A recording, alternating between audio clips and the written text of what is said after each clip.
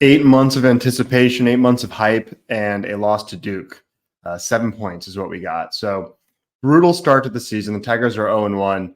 I wanted to come out and make a video kind of right away just to kind of have some catharsis, get this out, get your thoughts, and try to continue my week here, not let this ruin my week. So hang on. We've got some positives, but it's going to be a lot of criticism, and I think very merited, kind of sober-minded criticism in this video. So hang on if you're up for it. Hey, if you haven't already, please subscribe to this channel. We're almost at 500, so if you could help me get there, I'd really appreciate it. Also, like this video and share on social media. All right, let's dive in. Let's just start with the negatives here because there are plenty, and we'll end on a positive note. So the offense still is not explosive. 0 50-yard plays. Maffa's 49-yard run was the Tigers' only play over 25 yards. Garrett Riley's TCU offense last year led the nation in 50-yard plays. He comes over to Clemson. They don't get one in the opener against Duke. And I think Duke is good. I think they're an above-average ACC team, but they're not Florida State. They're not Georgia, Ohio State, Alabama, Michigan. So there were a lot of gaffes in this game. But if gaffes and fluky plays are why you lose to Georgia, that's tough, but it is what it is. You move on. But this is Duke. And so I do think this is kind of a harbinger of things to come. There were 2 missed field goals, both blocked. I don't know if that's on Robert Gunn III or the kicking team, special teams unit around him. So I'll hold my criticism there, but those are big mistakes. Obviously, the 2 fumbles right in scoring position, one on Maffa, one on Klubnik, pretty critical. Got to clean that up. But I think in addition to that, you also saw some problems from last year carry over. We've been debating, is it the quarterback, the offensive coordinator, or the wide receivers that are causing most of the issues for this offense? DJ was 20 for 25 with 5 TDs in his debut for Oregon State. And yeah, it was San Jose State. I don't think he's a superstar necessarily, but he looked, he had a good offensive line. His receivers got open and he hit them. And at Clemson, for at least, I think the offensive line looked pretty good in this one, but for his 2 years, the offensive line wasn't good. The receivers seldom got open. When they did, they dropped it. And so he had confidence issues. So with new quarterback, things didn't get better, and the old quarterback looked decent. So I think a lot of the criticism DJ took, perhaps, maybe we put a little bit too much on him. I thought Garrett Riley, to give one positive, I thought his scheme was great. I thought they used tempo well. I thought they got the ball to their best players well.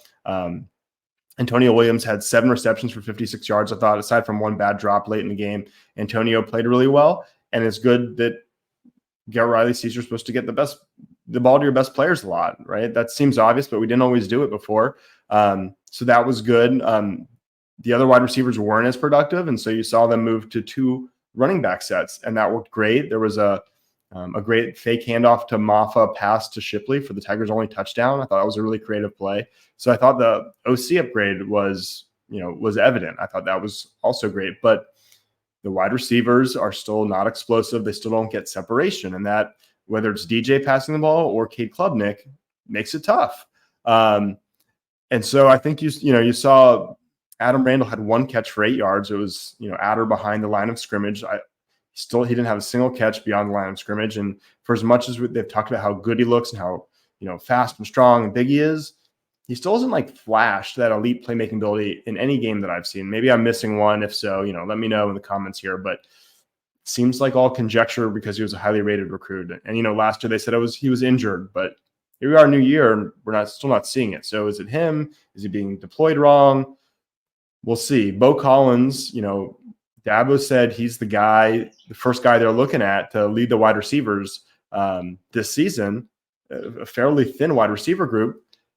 He's fine. He had 5 receptions, 50 yards, and he was a good player, but doesn't seem like the alpha. Doesn't seem like an elite playmaker. And this brings me to kind of a bigger program criticism. I think it has to change now.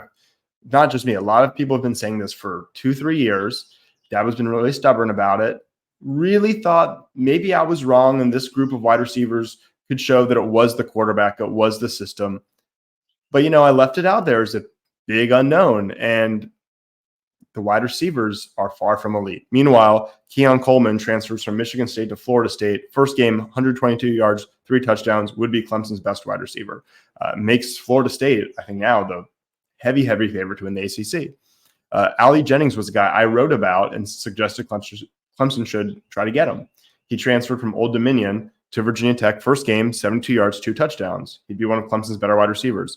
Jamari Thrash, another guy, transferred from Georgia State to Louisville. 88 yards, 2 touchdowns. Would be a major contributor at Clemson. But Clemson either couldn't land them, and if that's an issue with NIL, then that's something that needs to be taken care of, or didn't want to, which is seems like a philosophical handicap that at this point, I don't know that you can go out and beat a team like Alabama that Clemson used to beat. Clemson would not out recruit them, but would out develop them.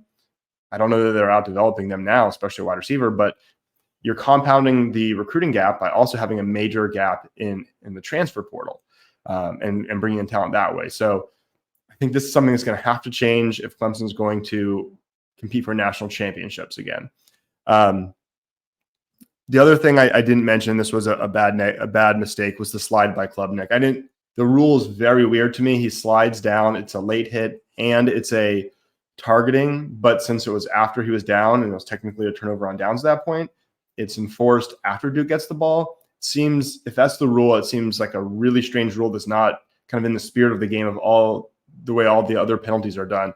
If it's third down, they get a new set of downs, and if that's earlier in the game, they would have punted. So it's very strange that the rule changes there on fourth down. Don't like that at all. But if that's the rule, that's really on Klubnik. You got to dive there. You cannot slide and cost your team the game. That's not the only reason they lost, but that was kind of the game losing play. So brutal play there. But, there were some positives. You're looking at the rest of the season. Clemson sort of has to beat Florida State now. If you start 0-2 in the ACC, you need either Duke or Florida State to drop 2 games. Duke might, but that also requires you to be perfect for the other 6. And you still have to go to NC State and host UNC, who looked really good. So if they're going to do that, they need to continue to get good plays from Will Shipley. He was awesome. He was Clemson's best player on either side of the ball. He had 114 yards. He had 6 receptions, including the Tigers' only touchdown. I thought TJ Parker, a defensive end, looked really sharp, was able to contribute right away. So that's a big positive. And kind of on the defensive ends, meant to end on positives, but here we go with another criticism. Maskell still, since 2020, no sacks. Last one, 2020. Xavier Thomas, I thought he looked better getting pressure, but didn't get a sack. Clemson had no sacks in the game. That's another spot where Clemson could have brought in a difference maker, chose not to. They chose to bet on 6th-year guys and freshmen. And I like TJ Parker, but he's a freshman. So maybe Peter Woods needs to move out to defensive end sooner rather than later. So we got 2 kind of tune-up games, and then Clemson will probably be a significant home underdog to Florida State, and I think they should be. If they could win that game, forget this. Throw this out. You just point to the gaps, whatever. They fixed it. So that Florida State game is it was already huge, but now it's season defining. You lose that, you're probably not playing for an ACC championship, and the rest of the season is going to be pretty dim. But that Florida State game is now looms large. So we'll get 2 games to hopefully see the wide receivers, defensive ends, and the rest of the team pull it together before that. So stay tuned. I'll have more content. As always, please like this video if you enjoyed it. If you're a subscriber, thank you. I really appreciate that. If not, please consider subscribing. And go Tigers. Hopefully it gets better.